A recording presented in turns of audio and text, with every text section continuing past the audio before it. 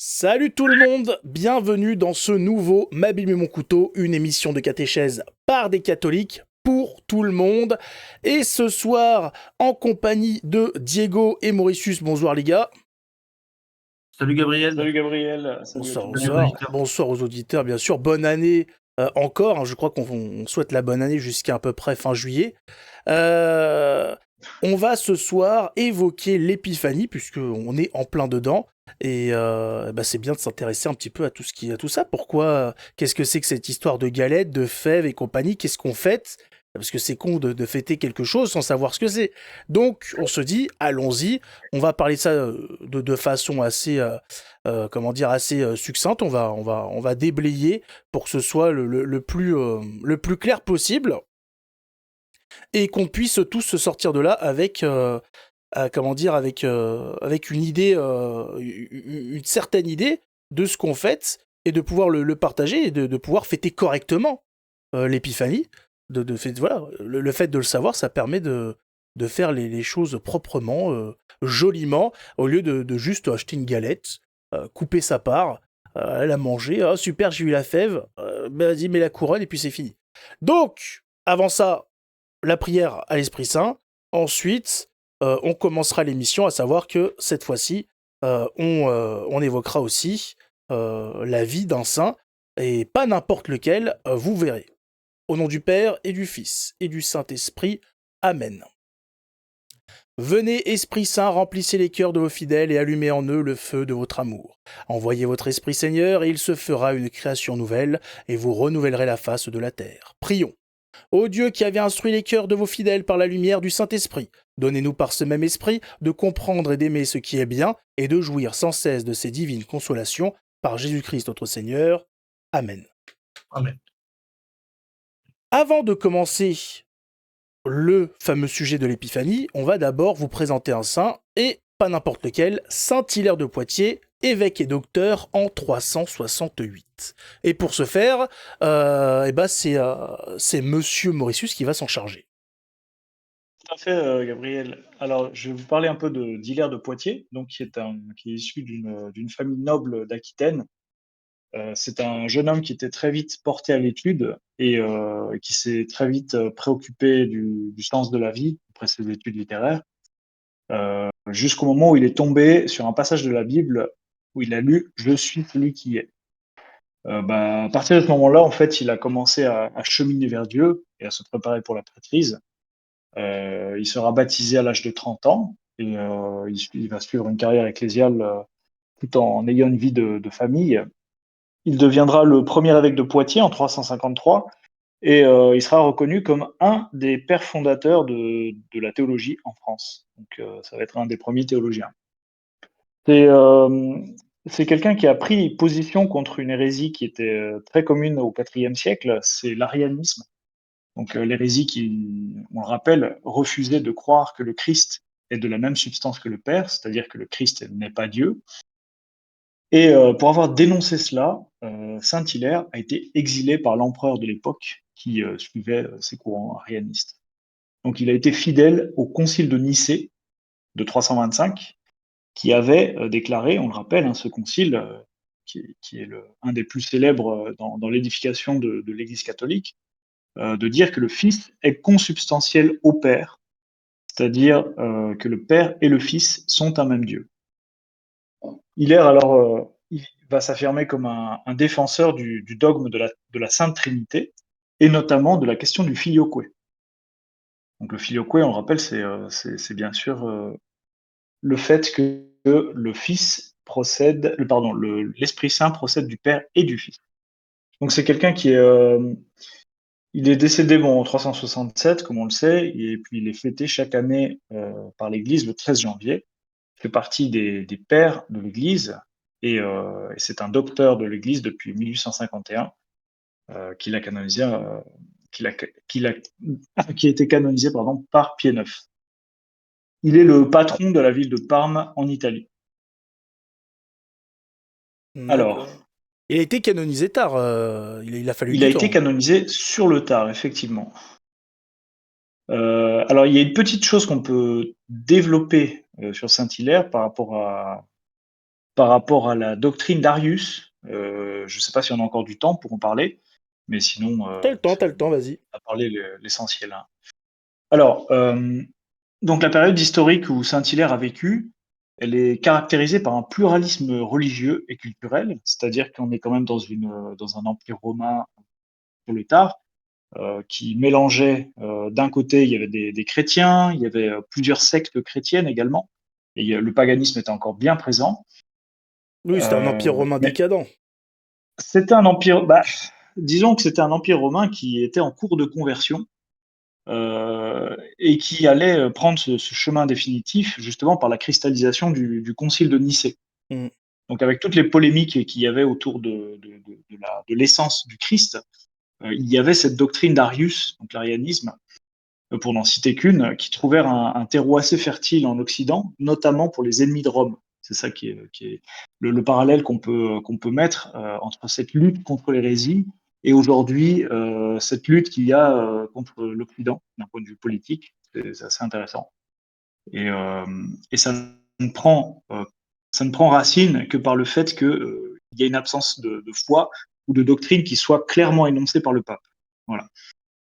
Donc Saint-Hilaire, avec un courage et une profonde compétence, il va commencer à lutter contre la polémique trinitaire en soutenant au contraire que le Christ ne peut être le sauveur des hommes que s'il est le vrai Dieu, qu'il est vrai Dieu et vrai homme.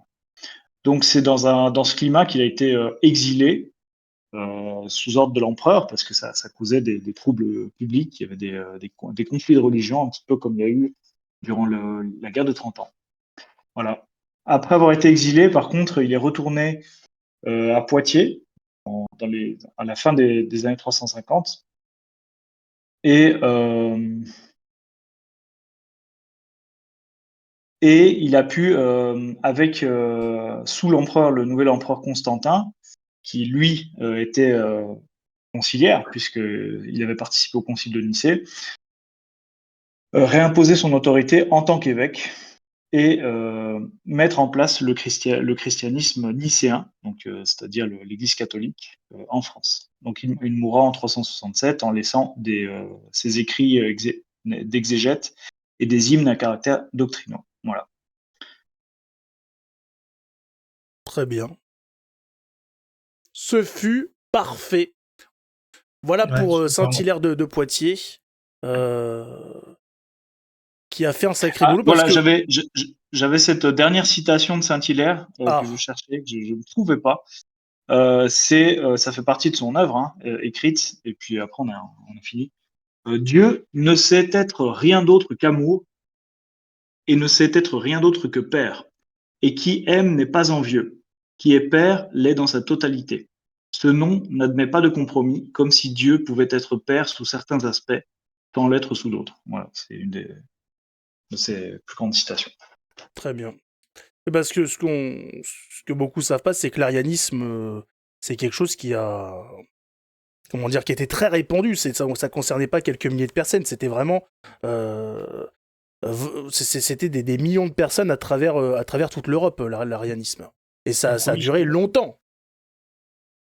Oui, ça a duré il me semble, 2 siècles. Je pense Ouais, non, l'arianisme. ça a été compliqué. C'est pas comme les Qatars où c'était vraiment concentré dans un endroit et tout. Ça a été un petit peu chaud cette période.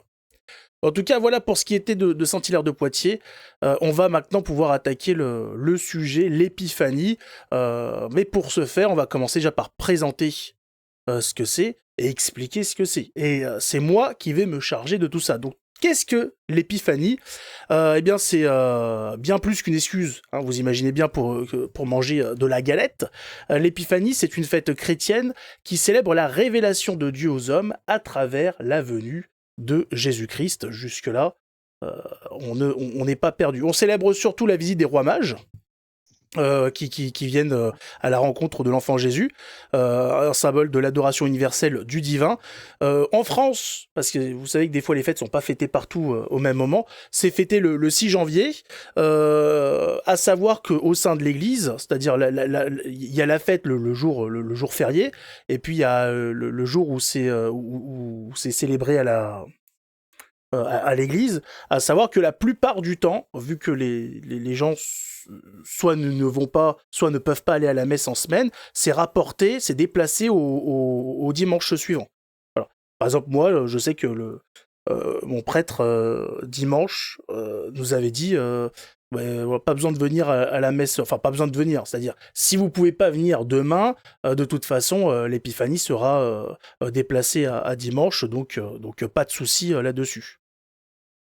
À savoir que l'épiphanie, c'est un temps de partage où on se réunit autour donc de la fameuse galette aussi, la galette des rois, avec cette tradition amusante où où on couronne un roi et une reine pour la journée grâce à la fève cachée dans la galette. À savoir que ça remonte, sans donner trop de détails, ça remonte à l'Empire romain. Et à savoir qu'à la base, c'est pas quelque chose de très marrant. Pourquoi ce qui est important, c'est pourquoi en fait l'épiphanie. Voilà. C'est là où les choses vont devenir intéressantes. Déjà, le mot épiphanie, il faut savoir que ça vient du grec. Hein, il y a quelques mots comme ça. La plupart du temps, les mots ont une étymologie latine. Il y a quelques mots comme ça du grec qui persistent, qui s'incrustent, comme le Kyrie et comme l'épiphanie, qui vient qui vient du grec et qui signifie apparition ou manifestation. Voilà, c'est ce que ça signifie globalement. On parle ici, dans cette apparition, dans cette manifestation, de plusieurs moments, de plusieurs manifestations de Dieu. D'abord, l'arrivée des mages, guidés par une étoile à Bethléem pour offrir à Jésus de l'or, de l'encens, de la myrrhe. Ça, on en est sûr, on sait que c'est ce qui a été offert à Jésus. Le nombre de rois mages, on ne sait pas. On sait qu'il y a eu des rois. Maintenant, le nombre, après, est-ce que ça a de l'importance de se dire qu'ils étaient 3, 10, 15 ? C'est sûr que s'ils avaient été une centaine, ça aurait été très impressionnant. Mais je pense pas qu'ils étaient autant. Tout ça symbolisant la reconnaissance de la royauté et de la divinité de Jésus par les non-juifs, les nations païennes. C'est ça qui est représenté par rapport à ça, c'est que ces rois mages, en fait, ce sont des païens. Voilà, ils ne sont pas, c'est pas des chrétiens, ce ne sont pas les disciples de Jésus qui viennent, ce sont des païens qui reconnaissent la divinité de Jésus, qui reconnaissent le Dieu fait homme. C'est en partie ça qu'il y a à travers l'épiphanie. Dans certaines traditions chrétiennes, l'épiphanie inclut aussi, par exemple, le baptême de Jésus par Jean-Baptiste, où la Trinité se révèle, et le miracle de Cana aussi, où Jésus transforme l'eau en vin, qui marque le début de son ministère public. Donc tout ça, l'épiphanie, c'est non seulement une belle histoire, hein, avec les rois mages, aujourd'hui les histoires de galettes, mais c'est aussi une célébration qui marque la mission universelle de notre Seigneur et de l'universalité du message chrétien, avec cette histoire cette histoire, avec le fait que ces rois qui étaient dans des religions, j'imagine, dans des croyances qui n'avaient rien à voir, qui n'étaient pas du tout dans cette culture et tout, ont été appelés et ont reconnu le roi des rois, malgré comment dire, leurs origines géographiques, culturelles et cultuelles. Culturelles et cultuelles. Voilà, pour ne pas rentrer trop dans les détails sur la présentation et l'explication de ce que c'est sans trop en faire. Maintenant, je laisse Diego continuer là-dessus pour vous expliquer la suite par rapport au roi mage et tout ça. Alors, c'est intéressant ce que tu disais, Gabriel, tout à l'heure, parce que c'est vrai que dans les récits, on ne sait pas exactement d'où ils venaient, combien ils étaient, ni même s'ils étaient rois, mais est-ce que ça a réellement d'importance, ça? Tout ce qu'on sait, c'est la symbolique et le message, le fait qu'ils soient venus adorer le Créateur, le Messie. Alors, on les appelle rois mages, mais est-ce que ce sont réellement des rois? Ça, c'est une très bonne question. En réalité, ils n'étaient probablement ni rois, ni mages, au sens où nous l'entendons de nos jours. Ce que l'on sait, c'est que c'était des personnages qui étaient très importants, qui venaient d'Orient, probablement des seigneurs ou des personnes de la haute société. Mais surtout, ce que l'on sait, c'est que c'était des scientifiques. C'est-à-dire que c'était des gens qui avaient étudié la science et qui avaient une certaine maîtrise de cela. En effet, ils scrutaient les étoiles et c'est de leurs recherches astronomiques qu'ils ont découvert cette étoile étrange dans le ciel qui les a poussés à entreprendre ce long voyage. Ce qui est étonnant ici, c'est leur attitude. Ils ne se contentent pas de regarder cette étoile en se disant simplement: «Tiens, c'est étrange, quelle est cette étoile?» Mais au contraire, ils prennent cela au sérieux et ils se disent qu'il y a quelque chose de bien plus grand et décident de partir à sa recherche. Ils emportèrent avec eux un cortège de serviteurs, des provisions pour vraiment, partir dans un périple, un peu à l'aveugle, sans savoir exactement où cela allait les amener.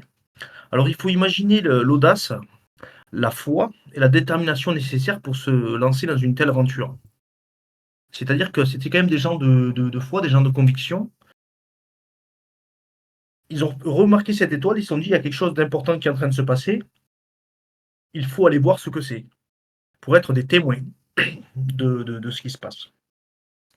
Mais bien sûr, l'observation des astres n'était probablement pas la seule raison qui les a poussés à se rendre vers le Christ.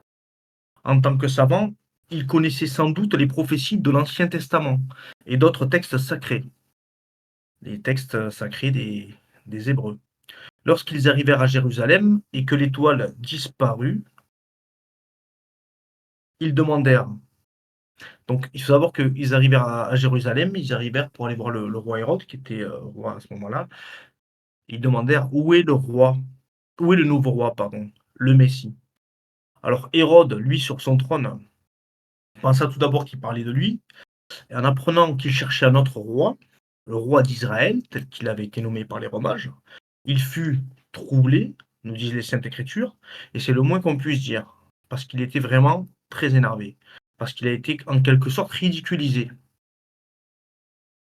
Donc à ce moment-là, Hérode fait appel à ses scribes et ses prêtres, qui confirmèrent d'après les textes saints, donc les prêtres et les scribes sont allés voir dans les textes saints des prophéties, que le Messie devait naître à Bethléem. Alors c'est fascinant de voir que malgré la connaissance des Écritures, les grands prêtres d'Hérode ne se précipitent pas pour aller vérifier eux-mêmes avec les mages, et eux partirent immédiatement. C'est indifféremment des autorités religieuses à l'égard de l'accomplissement de la prophétie est frappante, les mages, eux, suivent leur route, guidés par la nouvelle étoile. Donc l'étoile s'est remise dans le ciel à ce moment-là, et elle était au-dessus de Bethléem. Et ils se mirent en chemin pour aller dans Bethléem. Je laisse le soin à mon ami Mauritius de prendre la suite du récit. Et puis c'est assez fabuleux parce que pour revenir sur Hérode et la colère qui a dû être la sienne lorsque il a dû savoir que des très hauts dignitaires de l'Orient, de grands astronomes, de grands sages, de grands savants, étaient venus pour rendre hommage au roi et lui offrir ses présents. Alors il devait peut-être s'imaginer que c'était à lui qu'étaient destinées toutes ces choses-là. Et quand ils sont arrivés, ben, ils ont dit où est l'enfant à naître, où est le roi qui doit régner sur le peuple de Juda. Alors vous imaginez que bien sûr, bah, la jalousie, l'orgueil sont les sentiments qui ont envahi le roi Hérode, qui ne voulait s'enquérir auprès des mages de sa présence que pour le faire disparaître. Donc l'idée, c'était de ne pas avoir de concurrent. Donc c'est la seule raison pour laquelle il était intéressé de savoir exactement où se trouvait l'enfant à naître. Et sachant que les mages allaient y aller eux-mêmes, eh ben, il s'attendait à ce qu'ils reviennent à lui pour en faire compte. Alors, tout à l'heure, Gabriel nous a présenté ce que voulait dire épiphanos. Je voudrais rajouter une petite chose sur cette définition grecque. Épi, dans l'étymologie, épi veut dire autour et phanos veut dire contempler. Donc, c'est-à-dire, c'est le fait de contempler un mystère. Euh, Ça veut aussi dire, bien sûr, la manifestation, mais ça veut dire contempler ce mystère-là. Et tout comme les rois mages ont contemplé cette étoile, et en essayant de comprendre, on a un parallèle très intéressant avec le fait de contempler les mystères de Dieu, nous en tant que chrétiens, que convertis, ou que personnes qui recherchent à savoir la vérité, donc c'est-à-dire Dieu. On doit contempler un temps, on doit s'arrêter, et parfois la lumière nous guide vers un chemin où on progresse dans la foi, et cette lumière, tant qu'elle est visible, on progresse vers cela, mais très souvent, elle peut disparaître et nous laisser dans un désert ou dans une incertitude, et dans ce cas-là, on doit avoir confiance dans l'Église, donc dans ce cas-là, par exemple, les rois mages ont fait confiance aux écrits et aux dires des scribes, qui avaient dit que de Bethléem naîtrait le Sauveur, notamment dans cette parole d'Isaïe qui est très belle, qui dit « Et toi, Bethléem, tu n'es certes pas la moindre parmi les villes de Juda, car de toi naîtra un chef qui doit régir mon peuple Israël. » Et donc c'est par rapport à cette foi-là qu'ils ont suivi le chemin de Bethléem, étant dans la certitude qu'ils allaient retrouver leur étoile.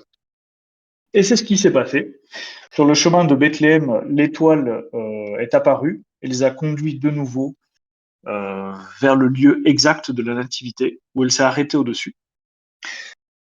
Alors, c'est à ce moment-là, en fait, que des bergers qui paissaient leurs troupeaux quelque part dans la nuit, juste à côté de l'endroit où Marie venait d'accoucher du Sauveur, ils ont vu cette lueur, et cette lueur s'est matérialisée avec une présence, une figure éclatante d'un ange qui leur a dit, alors qu'ils étaient jetés à terre par la puissance de cet ange, n'ayez pas peur. Et il leur a indiqué que l'enfant des prophéties était né. Et donc les bergers sont venus à la grotte et ils ont adoré l'enfant Jésus. C'est les premiers qui ont adoré. Puis sont arrivés les rois mages. Et les rois mages eux-mêmes se sont agenouillés devant cet enfant, devant cette humble crèche faite de pierre et de paille, sur laquelle reposait un simple enfant qui n'avait rien d'éclatant, qui n'avait rien de surnaturel, d'un enfant.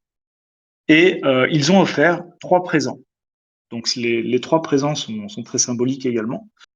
Ils ont offert l'or, donc qui est le symbole de la royauté. Donc ils ont offert de l'encens. L'encens, c'est un symbole de la divinité, mais également du sacerdoce.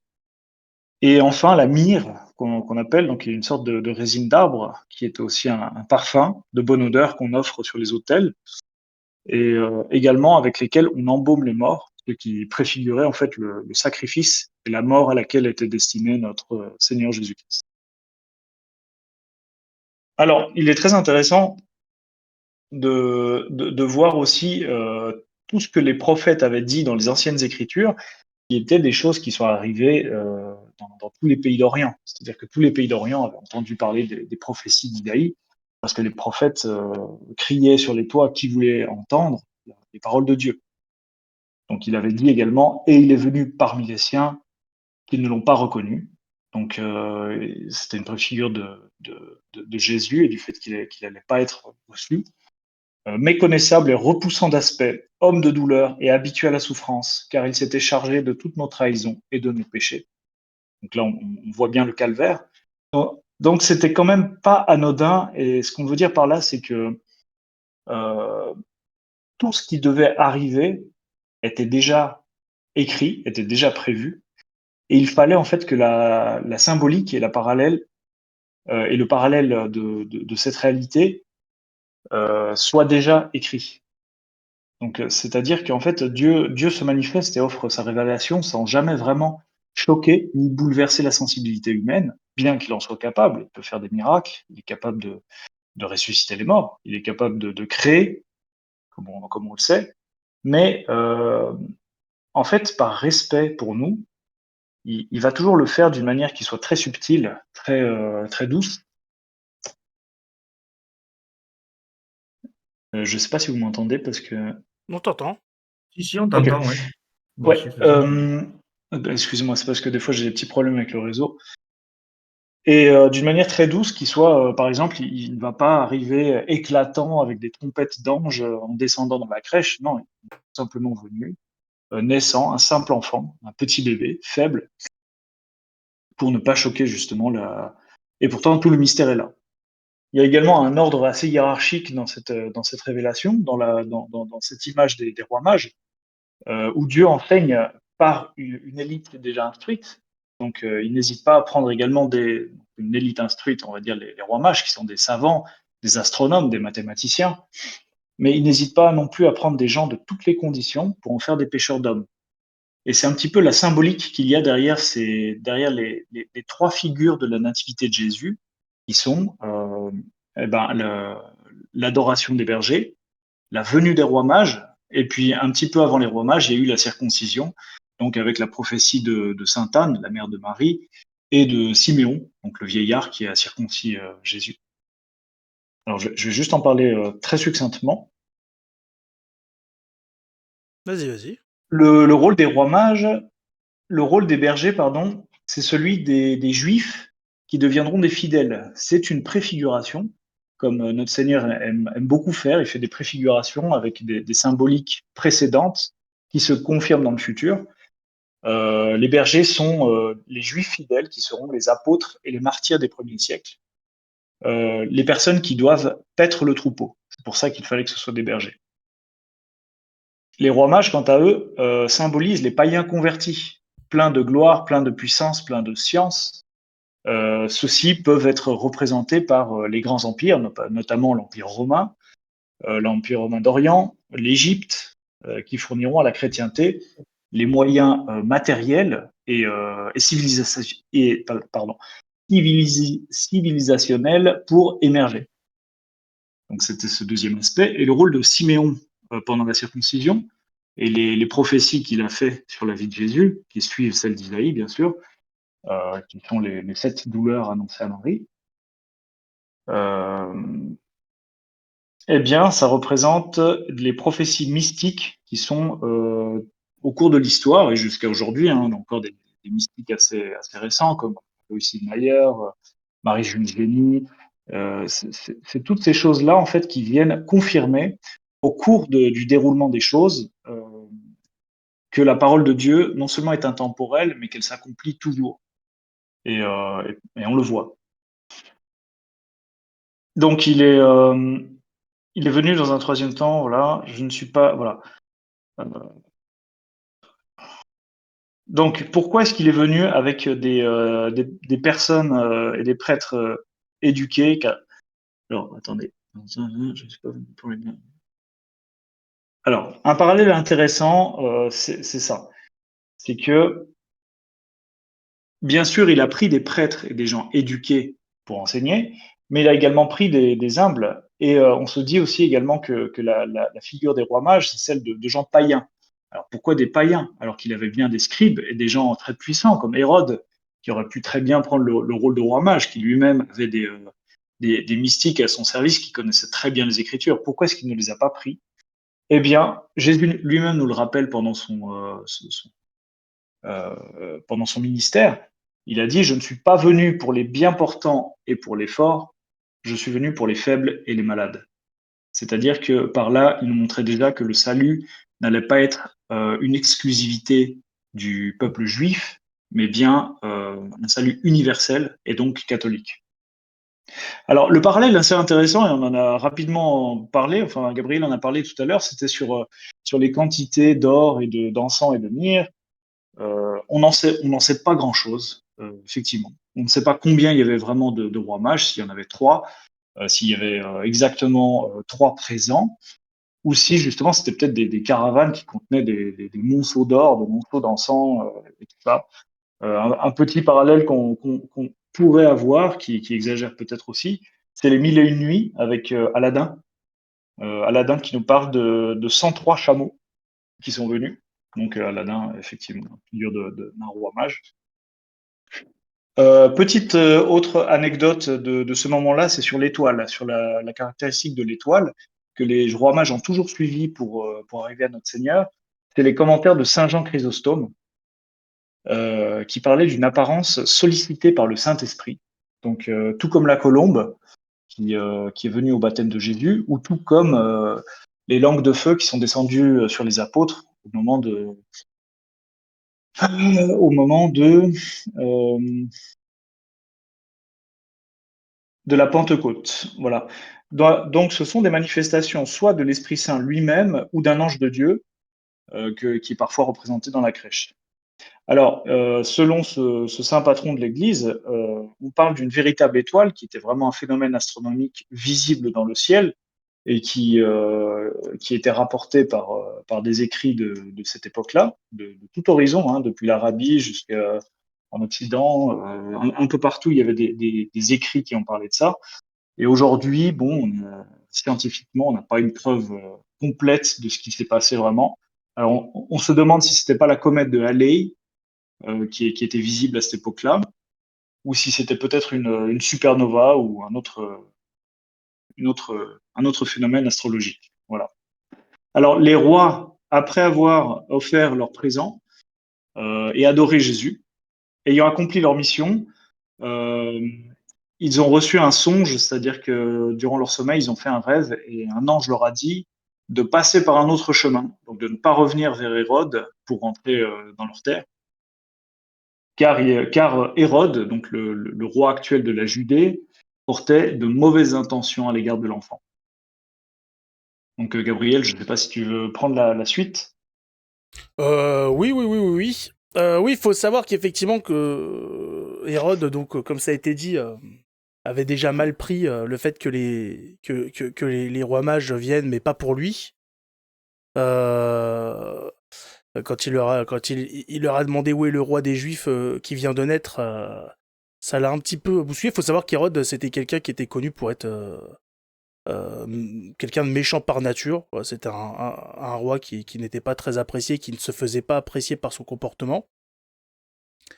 En plus d'être cruel, il était paranoïaque. Il a senti donc à travers ça sa royauté menacée. Donc il a ordonné aux mages de revenir, comme ça avait été expliqué, après avoir retrouvé l'enfant, de revenir pour lui indiquer où il était, hein, mais en tout bien tout honneur bien sûr, hein, avec aucune arrière-pensée par rapport à cet enfant et à ce qu'il pourrait lui faire.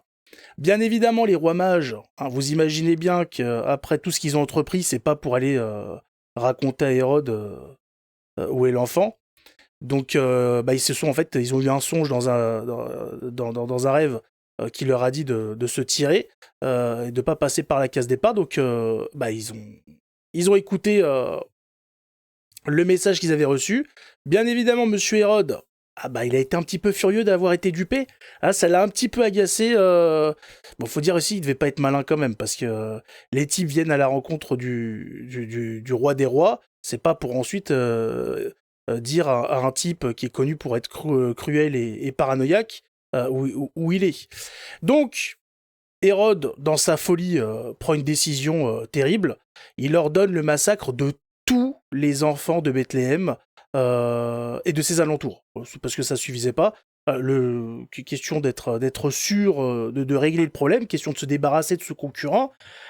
Simple. Au lieu de non, je vais pas prendre le temps de le chercher. Réglons le problème en 2 jours. Voilà, massacrons les enfants de toute la région. Ça ira plus vite. Alors, il précise quand même, âgé de 2 ans ou moins. Voilà, comme ça, au moins, il est sûr.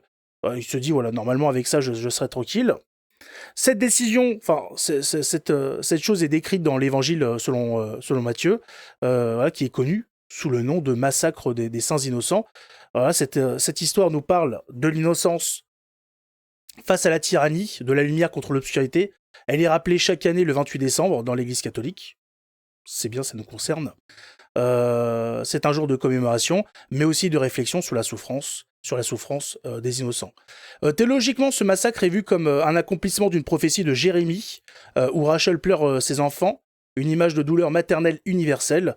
Les innocents tués sont vénérés comme des martyrs, ayant donné leur vie, bien involontairement, mais pour la cause de Jésus-Christ. Alors, historiquement, cet événement a comme source la Bible. On n'a pas de source externe sur ça. Pour beaucoup d'événements, beaucoup de choses qui se sont passées dans la Bible, on a des sources externes. que ce soit des sources juives, romaines, Romaine. etc. Voilà, on a des sources. Pour cet événement-là, il n'y en a pas. Voilà, à part la Bible. Ça a conduit à différents débats sur sa véracité et tout, mais au vu du caractère d'Hérode, au vu de la personne qu'il était, vu qu'il était connu, ça on le sait, qu'il était connu pour avoir des actes assez violents, pour être assez cruel, le récit ne montre pas une personnalité différente de l'Hérode qui est connu à travers les archives, à travers les choses qu'on a retrouvées archéologiquement. Donc, normalement, le récit devrait être assez véridique. Donc que ce récit de toute façon soit historiquement exact ou plus symbolique, il laisse de toute façon une empreinte profonde dans la mémoire des chrétiens. Jusqu'à aujourd'hui, on en parle encore. C'est une empreinte qui nous invite à méditer sur les thèmes de l'innocence, de la cruauté humaine et de la protection divine. Voilà. Diego, tu voulais rajouter quelque chose par rapport Ah oui, alors là, au massacre? on l'a pas abordé, mais suite à l'apparition de l'ange au roi mage pour les prévenir qu'Hérode allait faire du mal à notre Seigneur, à ce moment-là, il y a eu aussi une apparition d'un ange qui est apparu à Saint Joseph, et c'est à ce moment-là qu'ils sont partis en exil. La Sainte Famille est partie en exil en Égypte.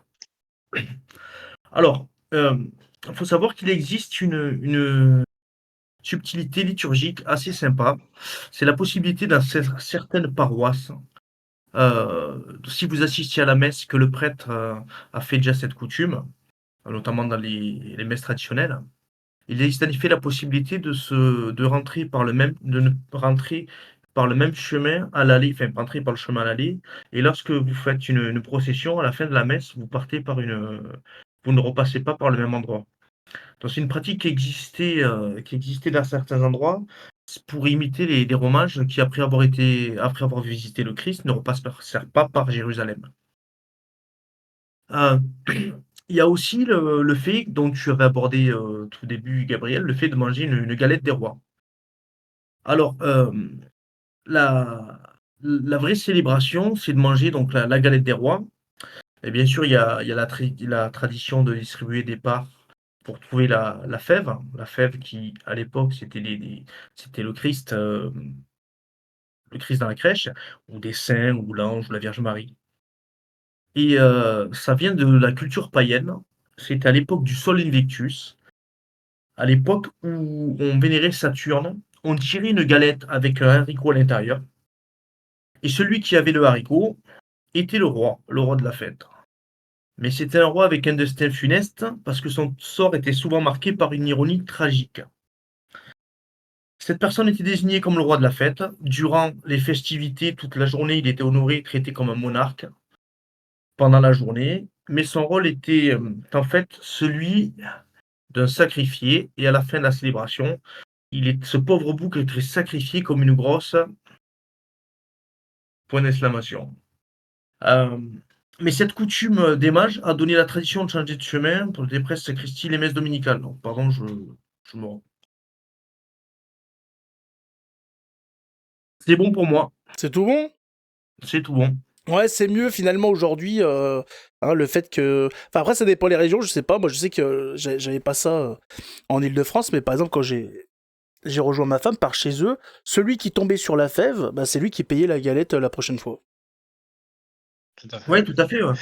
C'est la tradition, ce qui permettait pendant à peu près une semaine de, de fêter de fêter l'épiphanie, la galette des rois, avec sa famille, avec ses amis. C'était quelque chose d'assez festif. Ça permettait aux amis de manger un morceau. C'était quelque chose, moi je me rappelle dans mon enfance, qui était vraiment très vivant. En sachant que c'était déjà une période où Bah, les où gens étaient un ça peu allait un moins. petit peu mal, là, déjà. Voilà, donc mais il y avait quand même ce côté, prononcé pour la fête des rois, et faut rappeler que les les pays latins comme, l'Espagne, enfin latins, comme par exemple en Espagne, les enfants reçoivent les cadeaux le jour des rois. Exactement. Et puis aussi savoir qu'il y a, bon, bien sûr, il y a la galette des rois qui est une frangipane au beurre absolument délicieuse. C'est sûrement une recette française. Mais il y a aussi la couronne des rois.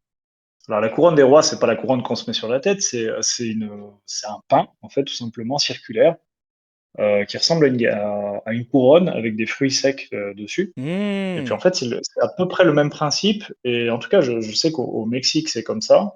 La galette des rois en frangipane, il y en a pas beaucoup, hein. C'est rare de trouver ça. On trouve plutôt ces couronnes-là aux fruits secs Bah, on les a aussi ici, qui hein. représentent.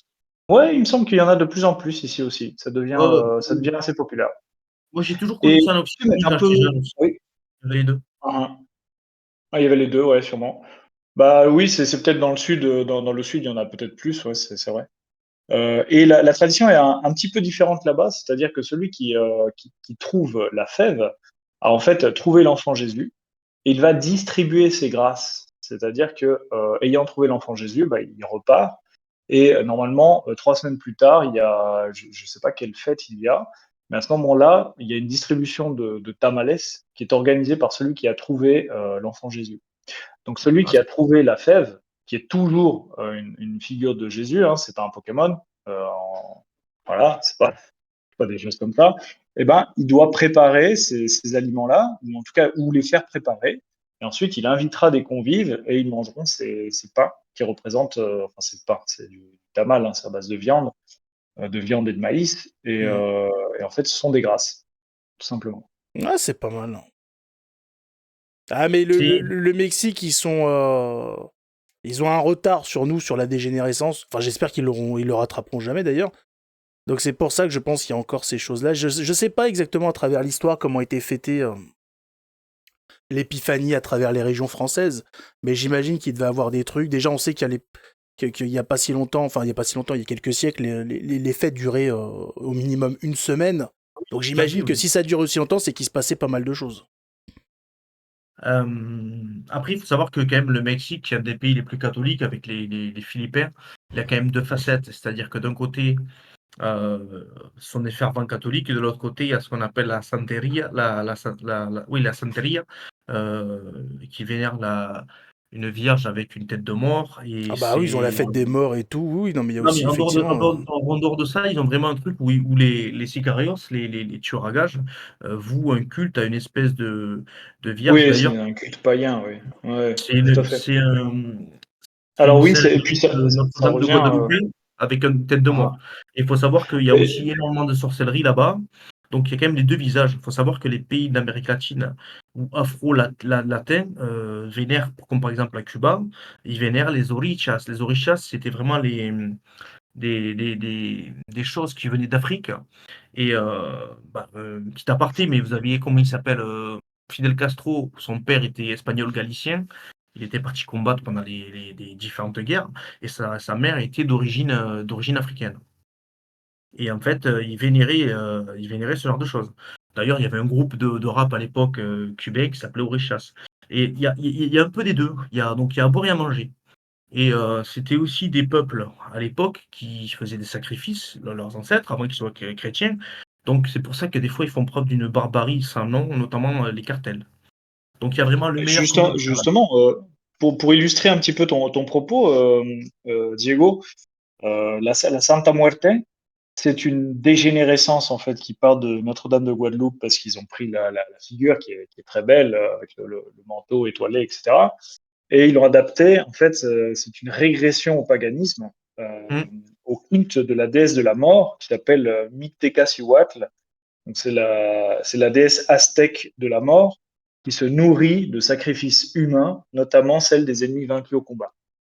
Ouais, donc Donc c'est c'est pour ça qu'il pas y a ce tout à fait le fameux même but que la Sainte Vierge Marie, hein. bénédiction des balles qui vont tuer, enfin, pour les tueurs à gages.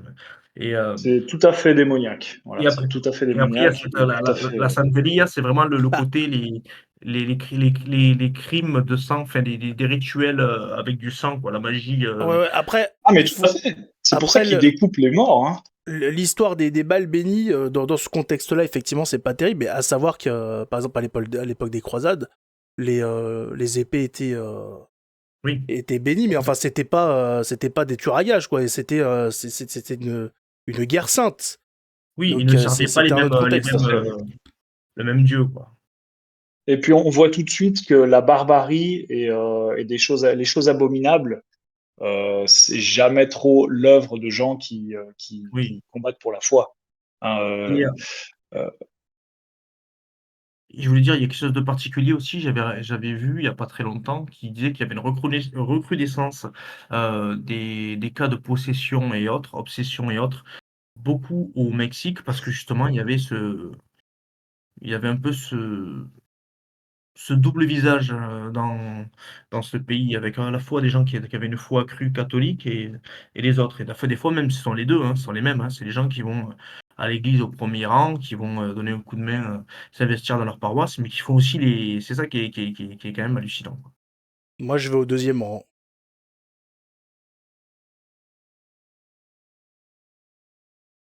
Ensuite aussi, je voulais juste, rapidement donc, parler rapidement, savoir où se trouvaient ces textes, notamment dans Matthieu chapitre 2 versets 1 à 12. Donc là, vous avez Exactement. vraiment ça vous parle de la visite des mages et notamment la Mais page tout à lisez l'heure, les évangiles, oh là là, ça va plus faut lire vite. les Ou évangiles. sinon, d'ailleurs, si vous pouvez trouver, alors bon, le mieux c'est quand même de tous les lire, mais sachez que vous avez des livres avec l'imprimatur qui condensent ensemble les 4 évangiles. Les 4 évangiles en un seul, c'est Ah ça? ouais, c'est ça, ils Celui-là que prennent les tu prends. 4 Ouais. et des 4, ils en font un, par exemple là sous les yeux, je peux vous le conseiller, si vous arrivez à le trouver, hein, puisque le mien date de 1903. Je vous cache pas que je sais pas s'il a été réédité. Mais voilà, par exemple, moi j'ai l'évangile d'après les 4 évangiles, harmonisé en un seul récit par l'abbé H. Lezêtre, je sais pas comment prononcer ça, Et L-E-S-E accent aigu T-R-E, voilà, curé de Saint-Étienne du Mont, voilà. Écoutez, si vous pouvez tomber sur ce genre d'ouvrage, je vous le conseille. Donc il a eu l'imprimatur le 1er mai 1903. Donc je pense qu'on est tranquille, voilà. Vous pouvez, par exemple, voilà, voilà, vous avez ça fait combien? Ça fait à peu près 300 pages. 300 pages, un petit livre, hein. C'est 300 pages, mais c'est pas un livre au format A4 ou quoi, c'est un livre de poche. Vous avez l'intégralité donc des évangiles en un seul, voilà, qui a été harmonisé en un seul pour pouvoir être lu en ayant tous les détails. Et puis, Gabriel, juste pour peut-être ceux qui ne connaissent pas, mais l'imprimatur, ça veut dire que ça a été visé par le magistère de l'Église comme catholiquement valide, en fait, que les Voilà, textes sont. il a le tampon. Mais ça, je crois qu'on en avait parlé quand on Voilà. avait conseillé des livres, mais effectivement, il faut le préciser. Voilà, quand vous achetez des livres sur la religion, vérifiez. Alors, ça dépend ce que ça concerne, parce qu'il y a des auteurs laïcs qui vont pas avoir l'imprimatur. Mais quand c'est des livres religieux, catéchisme, etc., vérifiez qu'il y ait l'imprimatur. Voilà, faut que ça y est, parce que sinon vous allez tomber peut-être sur des livres, euh, peut-être pas dans le catéchisme, mais vous pouvez tomber sur des livres protestants. Là, ce serait le plus grave. Orthodoxe, encore, bon, c'est un petit peu moins grave, mais voilà. Faites attention sur quoi vous tombez. Pareil pour les Bibles, etc. Est-ce que vous avez autre chose à rajouter? C'est tout bon. Est-ce que vous avez eu la non. fève, vous? Non. Alors, heu, c'est vrai que je voulais souvent on en a parlé tout à l'heure, mais, dans notre enfance, les fêtes, c'était toujours donc, heu, le petit Jésus, dans la crèche ou alors, la Sainte Vierge Marie, Saint Joseph, l'âne, le bœuf ou l'ange de l'Annonciation et au fur et à mesure des années, beh, comme tout est pollué, on va se trouver avec des fèves, les mignons, Titeuf ou je que sais-je encore comme, Pikachu. merde, enfin voilà quoi. On arrive vraiment à dévoyer ce genre de choses et aller dans des boulangeries traditionnelles, aller faire marcher les artisans pour manger une vraie bonne galette, profiter d'une galette en famille. N'oubliez pas que ça fait partie de nos traditions, ça fait partie de nos traditions. Alors c'est vrai qu'il y a beaucoup de gens, notamment des camarades, qui suivent les émissions de Gabriel avec qui on parle après des fois, sur le Discord et ils disent: «Bah, on n'est pas forcément croyants pratiquants, mais on a quand même ce respect, on respecte nos ancêtres, on respecte la foi de nos aînés, de notre pays, donc on est fiers de ça». Heu Mangez-vous une bonne galette en famille. Essayez de partager vraiment cette tradition avec, je sais pas moi, une blanquette de limou, un mousseux, ce que vous voulez, vous voyez? Ou du cidre. C'est hyper important de Eh garder ces oui, traditions-là. c'est Faut une pas que occasion ces de lâcher traditions se son perdurent. téléphone et de passer un moment en famille. Il faut faire perdurer ça, c'est très important. En plus, eh oui. Eh oui, n'hésitez pas. Bah moi, en tout cas, nous, on le fait bien parce que je crois qu'on doit être à la... Je sais pas, on a dû déjà bouffer 5 galettes. Ouais. Donc, nous, on y va. On y va, on y va. Je crois que même peut-être, je crois que 5, je crois que on est même peut-être aux alentours de cette galette. Bravo, bravo à vous. Nous, on y va. Et les gosses, ils adorent. Et puis ça, ils savent très bien ce que ça signifie. Donc, c'est d'autant plus vivant et plus familial. Oui, c'est Donc, voilà. extraordinaire. Quand on vit de manière chrétienne, de manière catholique, c'est merveilleux. C'est merveilleux. On voit la vie Et autrement. que vous soyez croyant ou pas, puisque c'est Tout à toujours l'occasion de fêter quelque chose en famille. tout à fait. Voilà, et puis ça peut apporter des fruits ensuite dont on n'imagine même pas. Donc on est bon les gars? Bah ouais, nickel, c'est tout bon, je On pense, se hein. donne C'est tout rendez-vous bon. la Parfait. prochaine fois? À la prochaine fois avec un grand Voilà. Alors, à plaisir. la prochaine et merci Donc beaucoup. voilà, bonne épiphanie, bonne année Bonne équipe. et à la prochaine. Et si vous avez des questions, bien sûr, n'hésitez pas dans les commentaires, on y répondra si on pense à regarder les commentaires, bien évidemment. Ah, ça c'est après, c'est encore autre chose. À la semaine prochaine et que Dieu nous garde. Amen. Avec que Dieu nous garde.